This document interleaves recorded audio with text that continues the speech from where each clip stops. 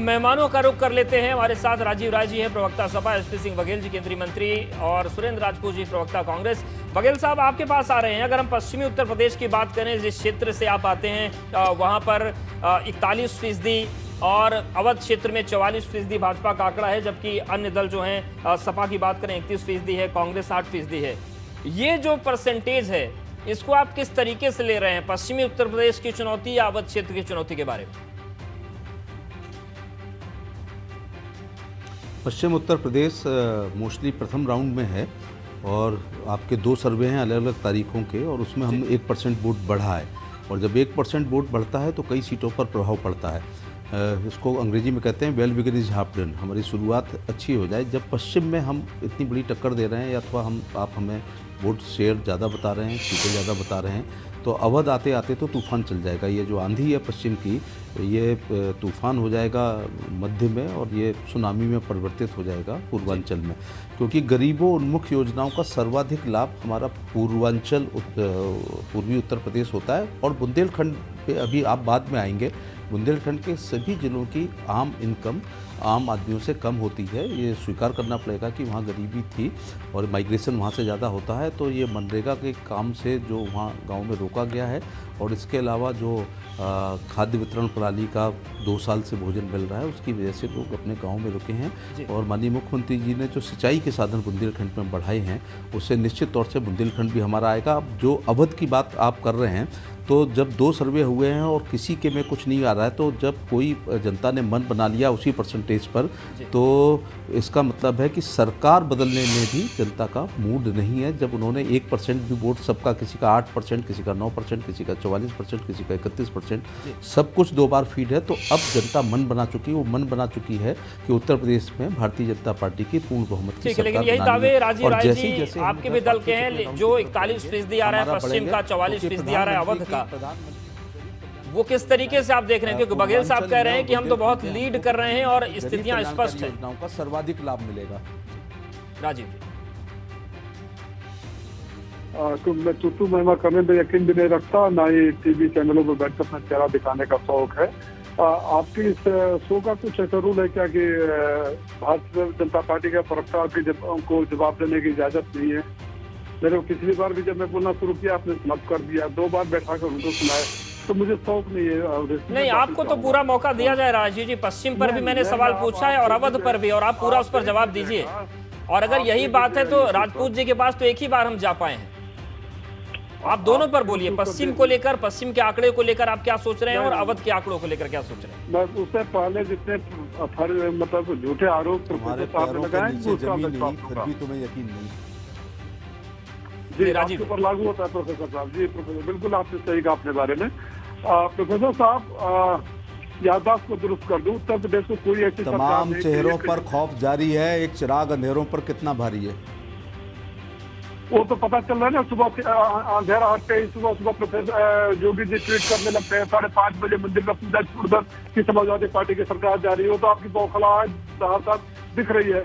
दिखा ना, 5:46 पर योगी जी ट्वीट करते हैं कि सपा की सरकार जा रही है। रात भर बेचारे सो नहीं पाते हैं। आइए मुद्दों पर आते हैं प्रोफेसर साहब, अब मुद्दों पर आते हैं। निसंदेह रूप से उत्तर प्रदेश को ऐसी सरकार में, आप तो केंद्रीय मंत्री हैं, एनसीआरबी के आंकड़े भी आपको पता है। एनसीआरबी के आंकड़े उत्तर प्रदेश में बेटीबानी सुरक्षित नहीं है। आपकी भारत सरकार करती है नीति, किसी भी प्रदेश का स्वास्थ्य का इंडेक्स जो होता है, हेल्थ सेक्टर, आपकी नीति आयोग कहता है कि सबसे वर्ष पर चले गए और गवर्नेंस में बड़े राज्यों में सबसे नीचे चले गए, फिर भी आपको यकीन नहीं है।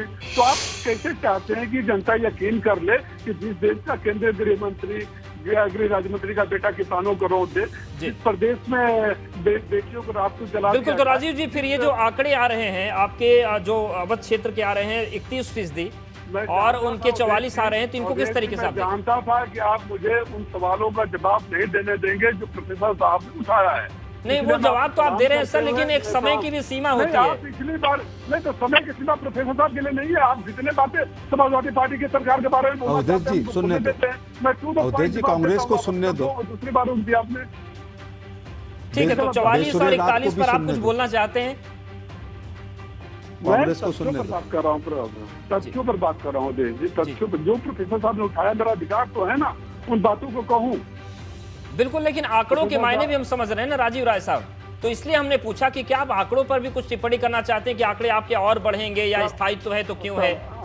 सर मैं एक बात और बता रहा हूँ, 10 तारीख को मैं आपके चैनल पर जरूर टाइम दूंगा जी। और मैं जहाँ बैठा हूँ मऊ में बैठा हूँ, बलिया, गाजीपुर, आजमगढ़, पूर्वांचल में इनका अब तक का लोवेस्ट आएगा। पश्चिम में 7 हो रहे हैं और 150 से ऊपर ये नहीं जाएंगे। आप आंकड़े, क्योंकि इनकी पार्टी में भगदड़ मची हुई है, इनके पार्टी में भगदड़ मची हुई है। और पश्चिम उत्तर प्रदेश में वीडियो वायरल हो रहे हैं जहाँ भी इनके विधायक वोट मांगने जा रहे हैं, जनता भगा रही है जी। तो इनका मोरल हाई करने के लिए ऐसे आंकड़े की बहुत जरूरत है। अच्छा काम है, चैनल लगे रहे सर्वे। और राजीव जी आपकी भी बहुत जरूरत है, क्योंकि जमीनी हकीकत हम भी बताते हैं और आपने जो बताई तो इसीलिए तो बुलाते हैं कि आप भी जमीनी हकीकत बताएं, सारी चीजें स्पष्ट हो जनता के सामने, जनता तय करेगी। सुरेंद्र राजपूत जी भी हमारे साथ बने हुए हैं। सुरेंद्र जी, अगर हम बात करें पश्चिमी उत्तर प्रदेश के आंकड़े की या जो अवध क्षेत्र के आंकड़े हैं और जो साप्ताहिक ट्रेंड बदल रहे हैं, ये किस तरीके से आप देख रहे हैं? और हर दल के अपने दावे हैं और निश्चित तौर से कांग्रेस भी पूरी दमखम के साथ मैदान पर, तो किस तरीके से इन चीजों को आप देख रहे हैं, आंकड़ों को खास तौर से? अवधेश भाई, थोड़ा सा मुझे समय तो देंगे ही, ऐसी मुझे उम्मीद है, क्योंकि प्रोफेसर साहब ने 2 बार कहा। प्रोफेसर साहब मैं नहीं था, राजीव राय जी बोल रहे थे। नहीं, समय दीजिए, 3-4 बातें मैं आपसे कह दूं। पहली चीज तो हिसाब लगाया, झोंका क्यों, कुनबा आखिर डूबा क्यों? आपने आरोप मेरे ऊपर लगा, कोई बात नहीं, हम अभी बताते। कहते हैं ना कि तुम्हारी फाइलों में गांव का मौसम गुलाबी है, मगर ये आंकड़े झूठे, ये दावे किताबी हैं। तुम्हारी मेज चांदी की, तुम्हारे जाम सोने के, मगर किसान के हाथ में आज भी फूटी रकाबी है। मैं जानता हूं प्रोफेसर साहब, आपको भी अदम गोंडवी साहब से आपके संबंध भी जानता हूं और आपके साहित्य में रुचि भी जानता हूं। और मैं ये भी जानता हूं जी जी जी, आप मैं ये भी जानता हूं कि आप विषयांतर करने में बहुत माहिर हैं। मौसमों का पता बता, जो गुजर गया सो गुजर गया। अब एक मिनट बीच में सर, थोड़ा सा मुझे अपना बात कह लेने दीजिए। दूसरी बात जो आपने हमें मुलायम, क्या नाम ये, समाजवादी पार्टी के साथ जोड़ दिया, तो सब जी, और समाजवादी पार्टी के साथ जुड़ने का काम तो मुलायम सिंह यूथ ब्रिगेड से आपने किया था। आज की डेट में जिन लोगों के मुखालिफ आपने कस्में खाई थी, उन लोगों के साथ आप बैठे हुए हैं। आप लोगों ने जिस गरीब गुरबा के साथ चलने की कसम खाई थी, आज की डेट में तो हम 2 और हमारे 2 के साथ बैठे हुए हैं। आंकड़ों की बात आप जब आप करना चाहते तो नीति आयोग कहता है कि हिंदुस्तान के सबसे गरीब राज्यों में एक राज्य उत्तर प्रदेश है, 3रे नंबर पर है। हिंदुस्तान में पर कैपिटल इनकम, प्रति व्यक्ति आय, हिंदुस्तान में जो 86,000 है, उत्तर प्रदेश में 43,000 है। आप लोगों ने सबसे ज्यादा उत्तर प्रदेश में बेरोजगारी का आंकड़ा है। एनसीआरबी नहीं, महिला आयोग ये कहता है कि पूरे देश में महिलाओं के प्रति अपराध में 32,000 मुकदमे हुए, जिसमें 16,000 मुकदमे उत्तर प्रदेश में हैं। आप किस मुंह से आप उत्तर प्रदेश की जनता के सामने जाएंगे? आप जरा हमें ये बता दीजिए, हमें ये भी बता दीजिए आप कि आप जो पूरे देश में आपने हिंदुस्तान का तो नाश मारा ही मारा, और आपने जो काठ की हांडी की बात कही ना आदरणीय प्रोफेसर साहब, काठ की हांडी मान लीजिए 3 बार चढ़ गई तो वो जल गई है पेंदे से, अब वो सारा सामान नीचे गिर रहा है, चूल्हा भी बुझ रहा है। तीसरी बात मैं आपको बताऊं कि काठ की हांडी की जब आप बात करेंगे, नहीं चढ़ती। सुन लीजिए ना, सुन लीजिए, बीच में मत बोलिए। अगर मैं बीच में बोलूंगा तो नहीं आप बोल पाएंगे। मैं तो कह रहा हूं एक ही बार चढ़ी है, सिर्फ 2017 में। विधानसभा को विधानसभा से कंपेयर कीजिए, लोकसभा को लोकसभा से कंपेयर कीजिए। क्यों विषयांतर करते हैं? आप तो वैसे भी प्रोफेसर हैं, पुलिस में भी रहे हैं, तो इन सारी चीजों को विषयांतर करना क्राइम है। आप मुद्दे की बात कीजिए। क्या मैं गलत कह रहा हूं कि उत्तर प्रदेश को आपने भूखमरी और कंगाली के कागार पर ला दिया? 15 करोड़ लोगों को आज राशन लेना पड़ रहा है। क्या आप ये बात गलत है कि 43,000 रुपए पर कैपिटल इनकम है उत्तर प्रदेश के आदमी की, जबकि नेशनल कैपिटल इनकम 86,000 है? क्या ये बात गलत है कि आज हम बांग्लादेश से पर कैपिटल इनकम में मीलों पीछे चले गए हैं? और जब हमने आपको देश सौंपा था 2014 में, तब हम बांग्लादेश से मीलों आगे थे। आपने तो बांग्लादेशियों से पीछे कर दिया हमको, और आप बात करते हैं बड़ी बड़ी। ये बड़ी बड़ी बातों से काम नहीं होगा। उत्तर प्रदेश की जनता आपके सारे के सारे नारों को भी जान गई है, और झूठ को भी जान गई है, जो सवाल आपने उठाए हैं और प्रपंच को भी जान गई है। बघेल जी उसका जवाब देना चाहते हैं, वो हम जवाब भी लेंगे।